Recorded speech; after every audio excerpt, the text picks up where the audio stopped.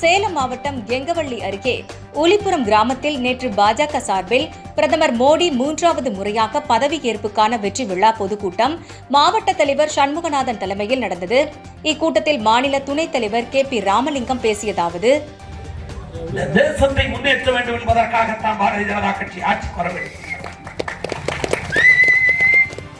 அதற்காகத்தான் என்னுடைய மாநில தலைவர் அண்ணாமலை அவர்கள் இத்தனை பாடுபடுகிறார். பாடுபடுவது அவருடைய உழைப்பு வீணாகாது. 2026 இந்த நாட்டு மக்கள் எங்கள் பக்கம் திரும்புவதற்கு என்ன வழி என்பது எங்களுக்கு தெரியும். நிச்சயமாக 2024 இந்த தமிழ்நாட்டையும் செலுத்து ஆளுகிற இயக்கமாக பாரதிய ஜனதா கட்சி வளரும்.